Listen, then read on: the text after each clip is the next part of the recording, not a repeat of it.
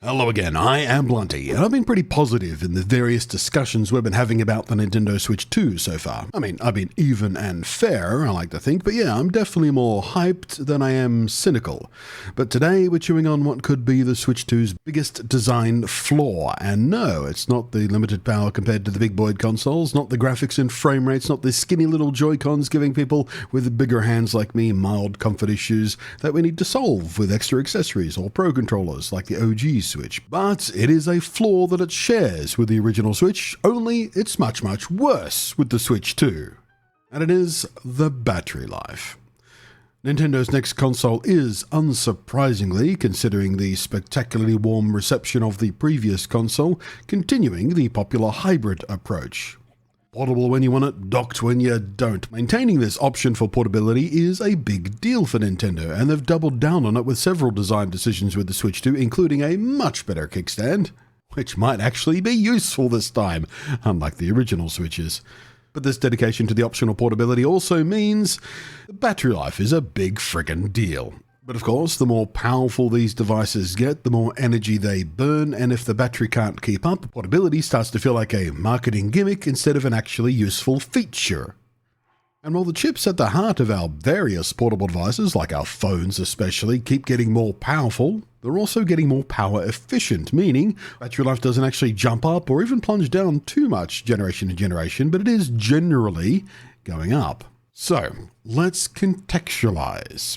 The original 2017 Switch model had a battery life that lasted between 2.5 to 6.5 hours. That of course would vary depending on the game you are playing, and things like if you were using Wi-Fi for online play and whatnot, and how bright you had the screen turned up. That was later improved in the Switch revisions and OLED models with more power-efficient chips and offered closer to 4.5 to 9 hours of play. The Switch and Switch OLED had a battery capacity of 4,310 mAh. When actively gaming while docked, the original model consumed around 7 watts of power. The later models and the OLED model used about 6 watts in TV mode while actively gaming. But of course, that is plugged in. In handheld mode, at maximum screen brightness, it could burn through power at about 8.9 watts, or up to 7 watts at low brightness. In another context, the standard Switch and OLED model uses a 16 watt-hour battery. Now, the Switch 2, as with any hardware upgrade, you'd expect more power, and more power means more battery drain. The Switch 2 has a battery capacity of 5,220 mAh, as reported on Nintendo's own specs page. So that's a 21% increase in total capacity, or about 19.3 watt-hours. And on that very same specs page, they rate it for anything from 2 to 6.5 hours of use. Again, this will vary depending on what you are playing and if you're doing things like online play or using voice and video chat and your screen brightness. So that is a bigger battery, it's more energy dense, but you also get a shorter life out of it. Nintendo have failed to balance power consumption with the energy density of the battery they chose.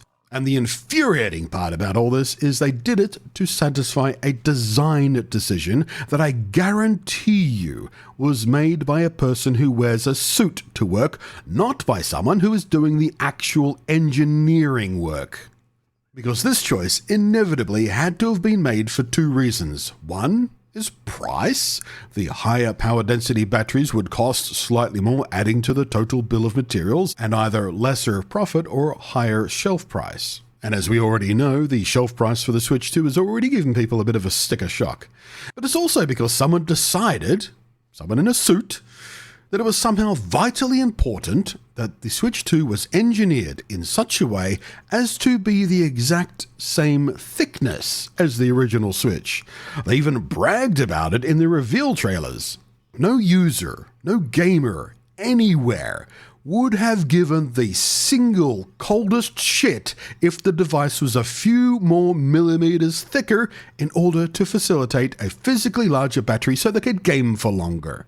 That is a marketing decision they made, not a user experience decision, and I hate them for it.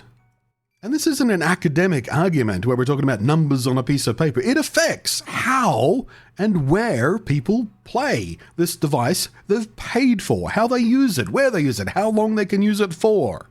The whole point of a hybrid console is to be able to take it with us. I have used my Switch in basically every plane trip I've ever taken since 2017. Waiting at the airport, there's my Switch while in transit, sitting in that little economy seat. Switch! It was superb for travel. But the Switch 2 is going to be worse for that. And it's worse because of design decisions, for marketing decisions that were made for aesthetics and not for actual users.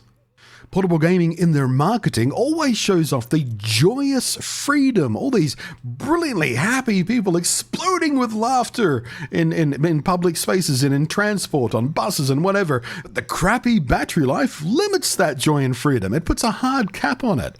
Suddenly, that big screen and improved graphics and higher frame rates don't matter at all because you're stuck with a dead battery and you can't experience them anyway.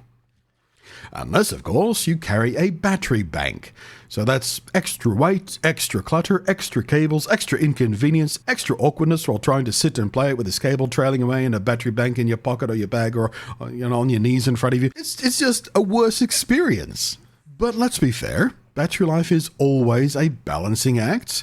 But what I'm having a whine about is how Nintendo chose the wrong balance for the wrong reasons. Thicker, slightly heavier. If what you care about is the end user, that's an easy choice to make, if only to match, much less exceed, what the current model already does. But they have made the Switch 2 a worse product in one of the key things it does because of marketing decisions. Fast charging is another choice they made. My phone, so long as I can give it at least 20 watts from a charger, it can fast charge to 50% in under half an hour, and it'll hit 80% in 45 minutes. That's a big deal when you're traveling. It means I'm not lashed to a battery backup bank for long if I need to keep going while traveling. It limits the inconvenience and awkwardness of that issue. But it seems the Switch 2 design hasn't taken advantage of modern fast charging options, with Nintendo only listing a 3-hour charge time if the device is turned completely off. It's going to be much slower if you're trying to use it and charge it at the same time, which is the exact same charge time as the original Switch, so technically it's faster, given it's a 20% higher capacity battery in the same charge time, but practically speaking, 3 hours when the device is completely off is kind of arse. Why wouldn't you build in fast charging? If they can fit the management circuitry for it in my goddamn iPhone, they can fit it in a bloody Switch too.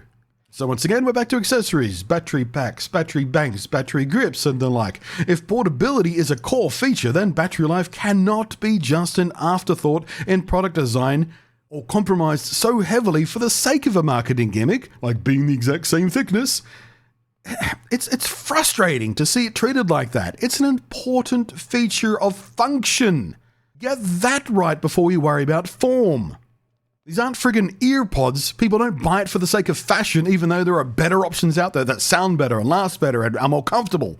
AirPods suck. People buy them for the fashion.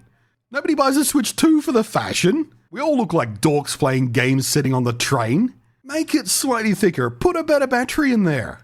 But I guess we can count ourselves lucky, though, that at least they put a damn USB port on the top of the thing this time so you can charge it while the thing is sitting on a desk or a tray table on the plane this time. Man, that shit annoyed me on the original Switch. So stupid, putting a charging point on the bottom of a device that is made to sit on a desk. Just the lack of thought behind that design decision drove me insane. So hooray, optional top charging port this time. Yeah, great. Thumbs up, Nintendo. Good job. Thinking about solving a problem, but not thinking about all of the problems that charging is related to. Now, look, end of day, it's not a deal breaker.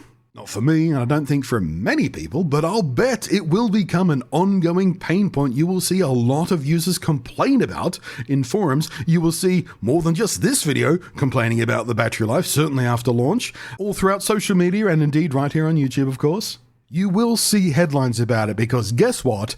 Negative headlines about popular things get more clicks. So I guarantee you, Publishers all over the place are going to be focusing heavily on the battery issue because it is a negative headline they can publish. And that's not a good thing for Nintendo. There's no such thing as bad press. Horse shit, there isn't. So let me know in the down below how you're feeling about it. Thank you for listening. I am Blunty. We'll catch you next time. Thank you as always to the patrons.